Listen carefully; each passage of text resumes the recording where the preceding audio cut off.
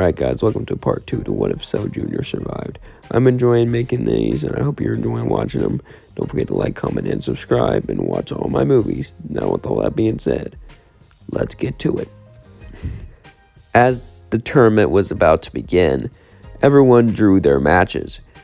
And Cell Jr. walked up to the announcer and said, "Make it so I'm with Gohan." He was shocked and said, "That's not how it works." "Well, you're gonna make it work," as she looked at him. And he got scared, so he rigged it a bit, and her first match was against Gohan. But before that began, the junior battle was about to begin. And for the little kid, I'm gonna name the little kid Jinx, because Jinx is a cool name. Anyway, let's get back to the story. As Jinx went in the junior division, he was up against other teenagers and things like that. He was only a preteen, but he easily took care of them until he was up against Trunks, and he flew at Trunks, punching him. Trunks was shocked that someone else could fly like this. He smirked and said, "Looks like not everyone else is a bad fighter here." He laughed and said, "I'm going to take you down. You're the son of Vegeta, aren't you?" "Yeah, and I've heard about you too. My dad talked about you, the human that still wants to get stronger. Too bad you're not a Saiyan." "My dad talks about Saiyan pride, and that's what I'm going to use to defeat you." They continued to battle, but Jinx was actually stronger than Trunks, and Trunks was shocked. "How are you this strong?" He simply smirked and said, "Simple training. I've been training with the greatest fighter in the universe. She is strong, powerful, and kind, and loving. She is better than any Saiyan or anyone to ever exist." Trunks says, "Really? Who's that?" And he pointed out straight to Kibo. Simply looked at them, smirking. "That's Jinx for you. Such a great and strong warrior. Too bad he's gonna beat your kid, Vegeta. I guess that means I'm a better teacher than you." Vegeta said, "Shut up. You're nothing but Cell's offspring. You're nothing but a Cell ripoff. And you think your student can defeat my son? My son is prideful, my son is strong, and my son is a part of the great Saiyan race." Keeble said, True, but he had a way better teacher." Vegeta simply looks pissed as Goku laughs awkwardly. Suddenly, Trunks would turn Super Saiyan to begin to turn the tides. As Jinx was getting beat up, Jinx suddenly said, "Kaioken ×5, and punched Trunks back. Everyone was shocked that Jinx knew the Kaioken. Of course, it was not nearly as good of a multiplier as Super Saiyan, but if he could play his cards right, he could win. As he started to charge the Kamehameha, and Trunks charged a Big Bang attack. And the two Ki blasts hit, blowing each other up. Trunks was launched off the ring, so was Jinx. And Trunks managed to grab onto some ring rubble, but Jinx hit the ground, causing Trunks to win. It was a very close match, though. Trunks barely won.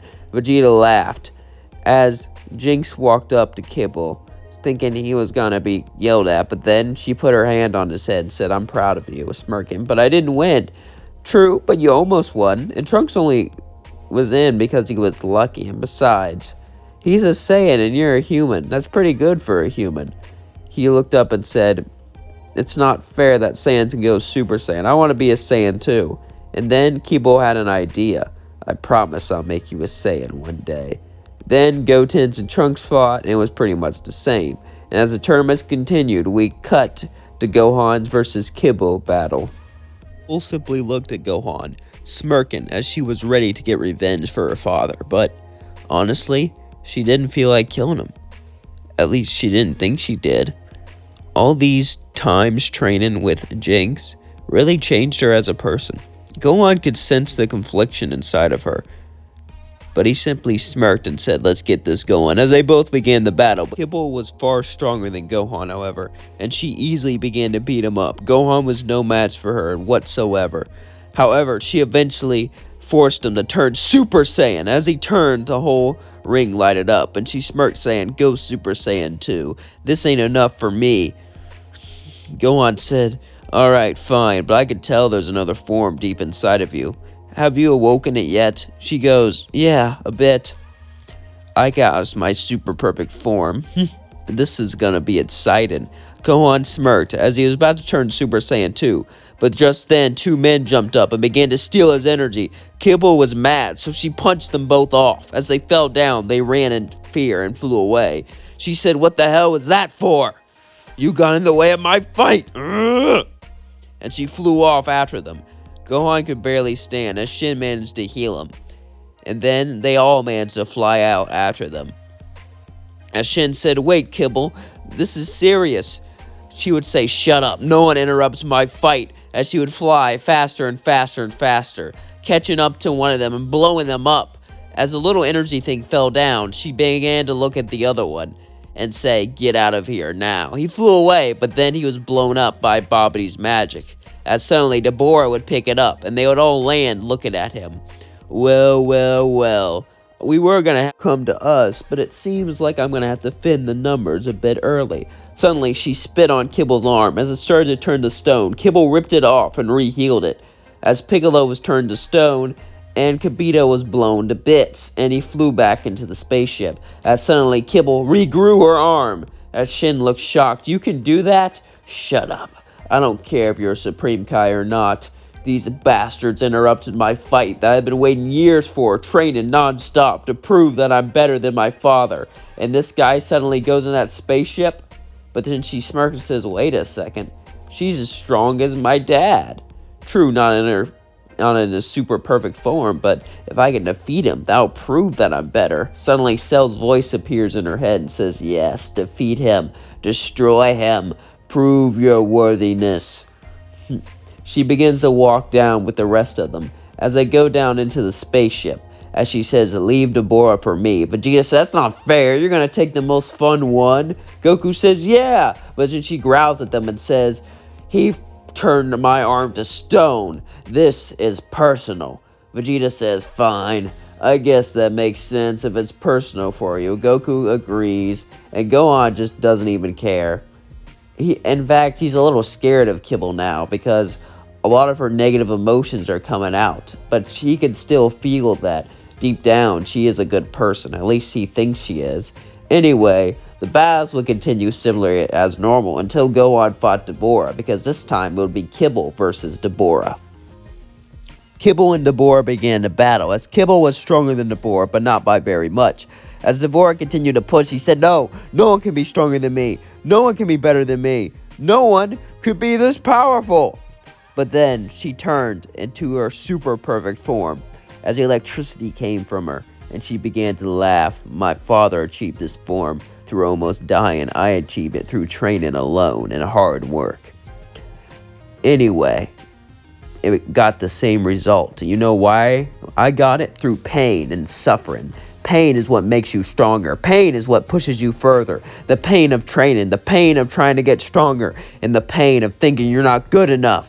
That is what pushes me. Babidi saw this, and he began to take over her mind. As she grabbed her head, no! He began to push it out, but then she heard a voice, Cell's voice. "Do it. Let them take it over. So then you can become much stronger and kill Babidi with that power-up, and then defeat Gohan with it." As she began to scream, an M appeared on her forehead. Dora would smirk and say, "Good thing you're on our side. Alright, I'll defend Babidi. You..." But before he could even finish talking, she just punched a hole straight through his chest and blew a ki blast, blowing out his guts everywhere as he fell to the floor dead, covered in blood and guts. She simply smirked and said, "No one controls me. Babidi, ugh!" She felt pain in her head every time she disobeyed Babidi as she kept walking towards him further and further and further. As she went towards his room and blasted a ki blast, making the door fall down, Babidi said, "What are you doing? You obey me!" Ugh. She walked as she shook. She could barely move, fighting against his control. Shin said, "Please, Kibble, let us take care of it. You can easily..." "No!" Kibble simply cut Babidi in half as he fell to the ground and pretended to be dead. She laughed. "No one controls me. All he did was make me stronger. Alright, Gohan, let's fight now." Gohan said, "Are you sure?" "I said right now!" As he flew up and Gohan followed. Shin simply looked up and said, "Shouldn't we follow?" Goku said, "Nah, it's fine. It would be unfair if we got involved." Vegeta says, "Yeah, besides, I like her. She does what she wants, and she's strong-willed like a Saiyan." Too bad her father was Cell. If she was a Saiyan, she would be a perfect warrior. Goku looked at her and said, yeah, I like her too. She'll be fun to fight, Goku says, laughing. As suddenly we cut to Gohan and Kibble. As they both began to battle each other and push each other further and further, she turned into her super perfect form and he turned into Super Saiyan 2 as they pushed each other with everything they got, but Kibble began to win. Since Kibble's been training non-stop, Kibble had one dream, to defeat Gohan, and Gohan's been slacking off with all of her anger, with all of her power, and the Majin powers released deep inside her. She's able to defeat Gohan, pushing him down to the ground and pushing him forward. As he lays there in the ground, beaten up, she pulls out a ki blast. As Cell tells her to do it, do it, do it, do it. But she doesn't. She powers down and says, that's a good fight, as she helps him up. He goes, I was scared you're gonna kill me there for a second, he says. He coughs up blood. She says, yeah, but I don't do that. Besides, I beat you. That's all I need. Cell in her head says, I'm disappointed in you. You're a disappointment of my spawn. I should never even have spawned you out.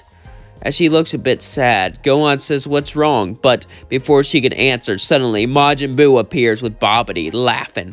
I merely faked my death. I used my magic to cause the wounds, and I laid there, gathering enough energy to awaken Majin Buu for my revenge.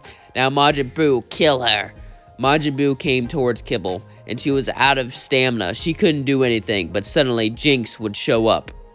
Kibble would say, Jinx, what are you doing? But they simply looked right at her and said, listen. Jinx would say, you've always protected me. You've always trained me. Let me protect you. Kaioken times 20. And punched Fat Boo, but it didn't really do much, as Boo just turned him into candy and ate him. This pissed her off. As she got angrier and angrier, you took my only friend, she yelled, as suddenly her skin turned purple, as she pushed beyond Super Perfect Cell and pushed onto Ultra Perfect Cell, as she screamed, ah, Kamehameha! She put all of her strength into a massive Kamehameha, which hit Fat Boo right on. As Babidi jumped out of the way, it hit Fat Boo, destroying him. Destroying every single atom as she fell down, passed out. Babidi was so pissed, he ran right towards her, about to kill her. But then, Piccolo picked him up and said, what do you think you're doing, little man? He said, let me go, I don't think so. And blasted his head off, killing him once and for all. And we did it. We finally won. And that's where I leave things off. Don't forget to like, comment, and subscribe. It seems like Kibble lived an important lesson. Friendship and family can push you further than hatred ever could. However, no matter how hard you fight, there's always something that pushes you further than anything, and that's pain. The pain of loss. And that's why loving people can make you stronger, because the pain of what happens to them pushes you further, and the happiness combines for a great emotion. Anyway, don't forget to like, comment, and subscribe. Hope you all enjoy this series. I know I am. And by the way, that cell thing in her brain, that's not gonna go away anytime soon. I'm just gonna foreshadow something. Anyway, peace out.